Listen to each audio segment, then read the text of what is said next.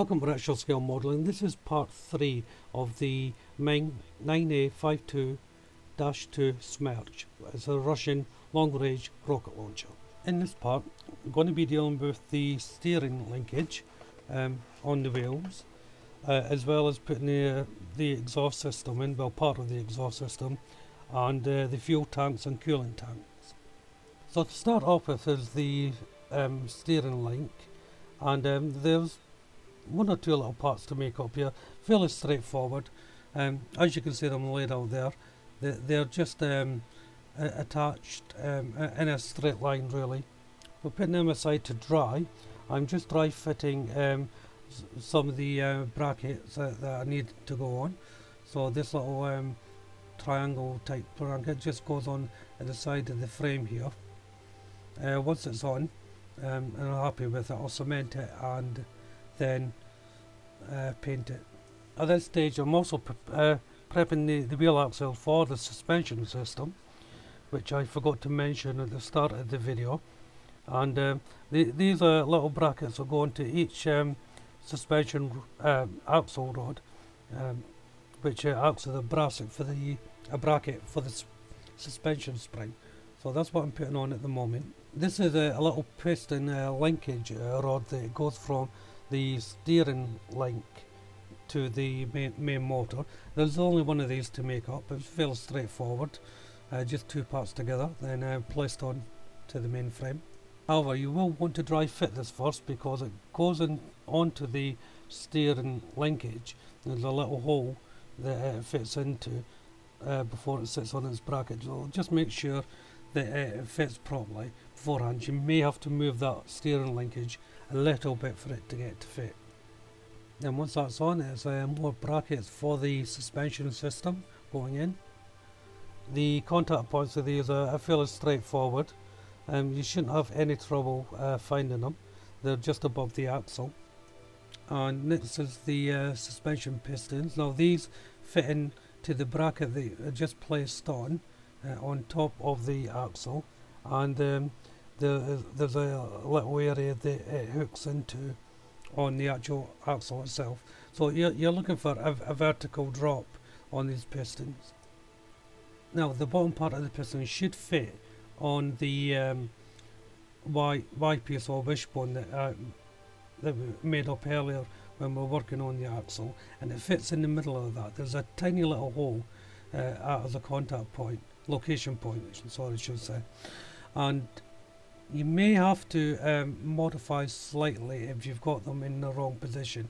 So a couple of mine, I just had to take off the location prong for them to fit, but it shouldn't make any difference to the overall build of the kit itself. You know, as long as you get it in straight down vertical position, you should be okay. Next part to go on is a bracket. Now this bracket is quite important.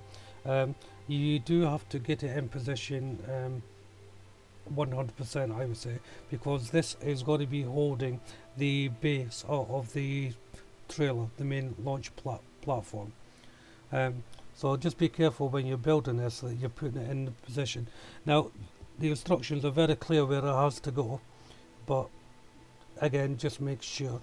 And that then gets followed on by another drive shaft, as you can see there. I've got ready to build up.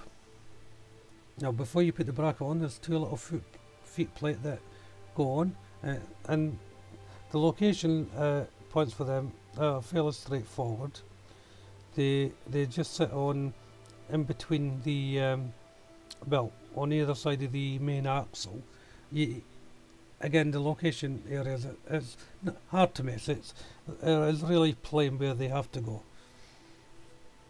On the axle, I'm painting the mechanism 09 anthracite, and for the actual rod itself, I'm painting Revel Aquacolor 91 steel. And that just fits into one of the drive boxes near the engine. And that's actually sure the proper terminology for it. And the base sits on the edge of the main massager beam. Now you shouldn't have much problem putting this on. It's just straightforward pushing.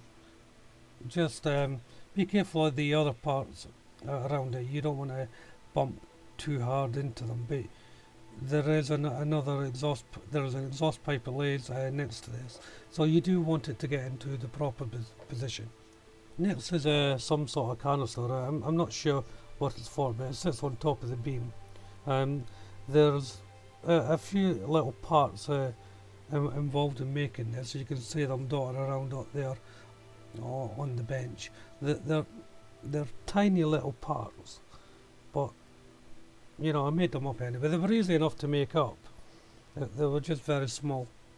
Once they were made up, they were painted in Rebel Aquacolor 361 olive green, and the bracket was painted in the anthracite colour 09. And once it was dry, the bracket just places on top and then sits on the main beam.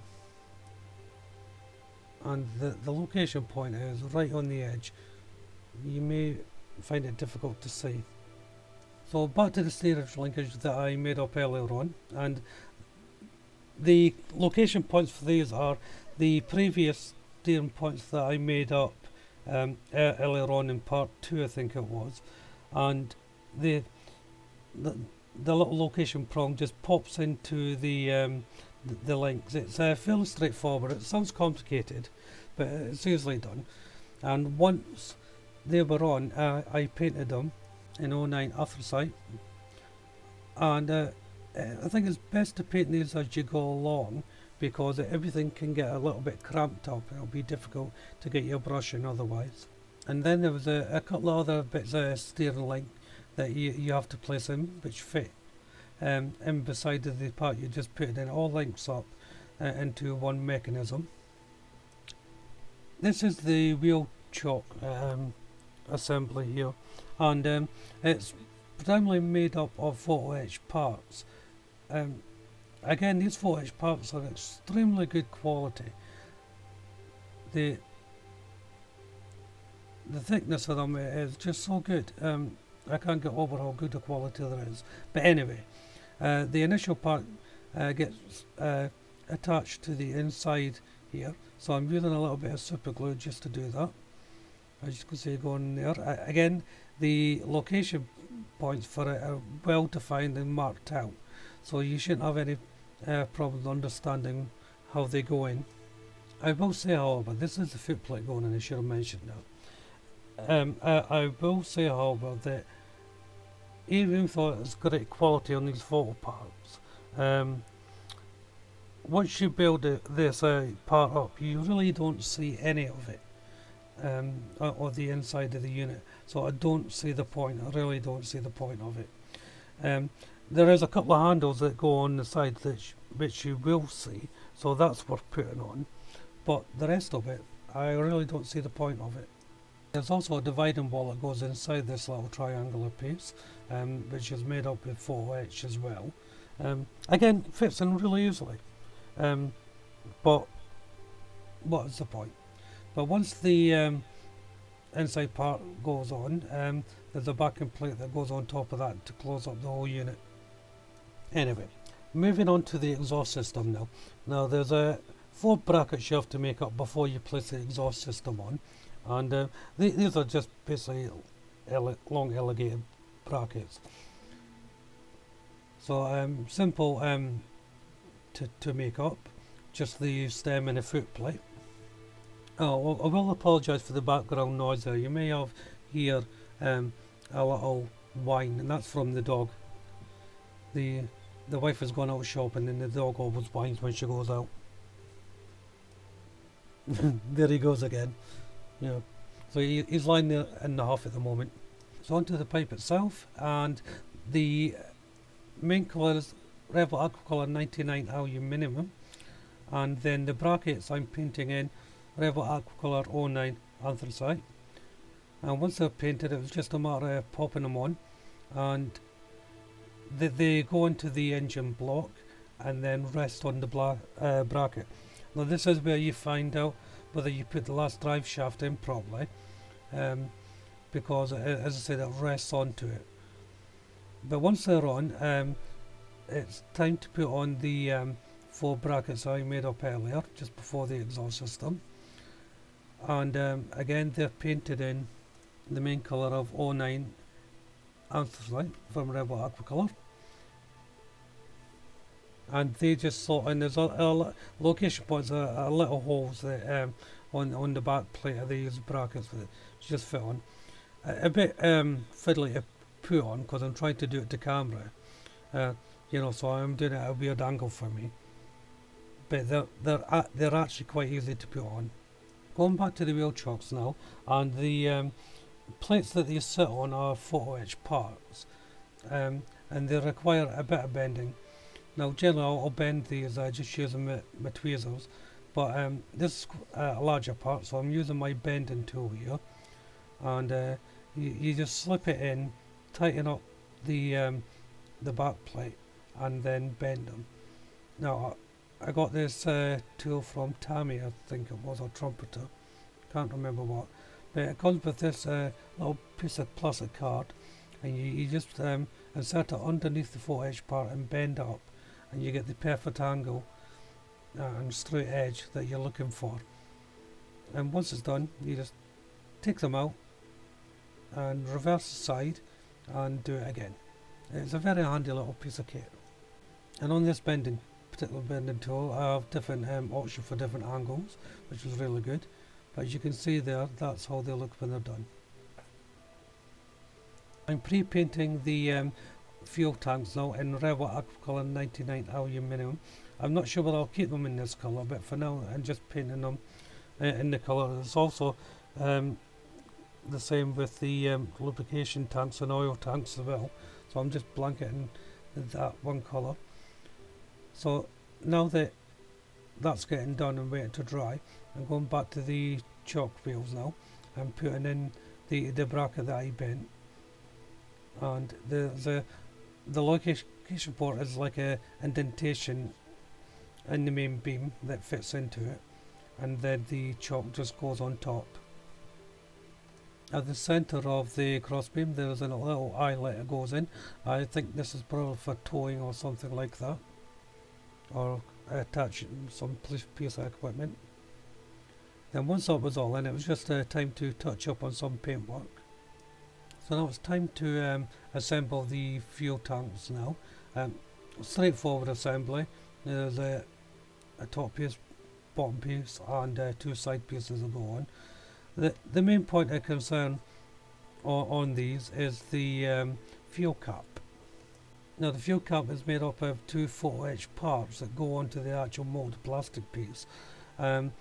It's worth pointing out on these that the instructions are not exactly clear how they are meant to go and how they're meant to bend. So I just winged it really and got into a position that I was happy with. So once I bent them, it's just a matter of a little bit of super glue on the actual cap itself and placing them on. As I say, it comes in two sections, so one half one side, the other half on the other side, and you get them to marry up, and it looks like a cap, I suppose. I'm not sure whether it brings anything to the model, but there you are, it has to go on. The black bands on the fuel tank is painted in 09 anthracite, a Rebel Aquacolor.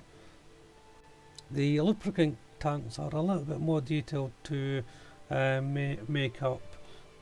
They initially starts off with just a little box that you make up before putting in hose connectors and side panels, and then a canister goes onto the side with a couple of leading pipes. I painted the pipes in Rebel Aquacolor 99 aluminium, and then the boxes got painted in Rebel Aquacolor 09 anthracite. The positions can be a little bit tricky on this. As I said, there's one or two parts that have to get made up on this lubrication tank. Just take care when you are assembling it, because the pipes go in a certain way and fit into brackets, so you want to make sure you get it right. Next to be made up is a couple of storage boxes. Again, simple assembly here.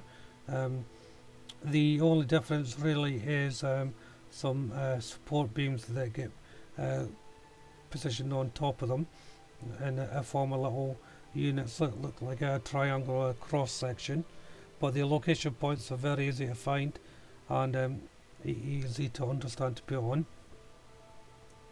As you can see there, it's assembled. It's very easy to build up. And the last part of this section is a support rack. Again, this is just a long beam with a couple of brackets on it. It shouldn't cause any trouble whatsoever. There's brackets at the bottom and the top, you know, just make sure you put them in order. It should be okay. Just the last storage box to make up now. I actually did forget to make it up, that's why I've done it slightly out of order here. Well, I'm going to bring this part to an end now. I won't have time today to put on attach all the different boxes and that, so this is a good place to call it anyway. This was a taxing part on this build, especially with that oil tank. That really did test me a little bit, but I got there in the end. Photo etch parts again, why? You know, I know a lot of people do like them. I'm not a fan, keep on saying it, and I probably will keep on saying it. You know, but it's starting to shape up into a nice looking model. You know, so far so good really. And just to give you a time scale, this is 2 days work on this part of the video. You know, so it gives you an idea how long it's taken to do this. So why don't you check out the other parts of the build that I've done so far, parts 1 and 2 and the intro, or indeed any other of my videos on the channel. Subscribe to the channel, that would be nice. Throw a like as well if you like the video, like what you're saying. But for now, thank you all very much for watching. Bye bye.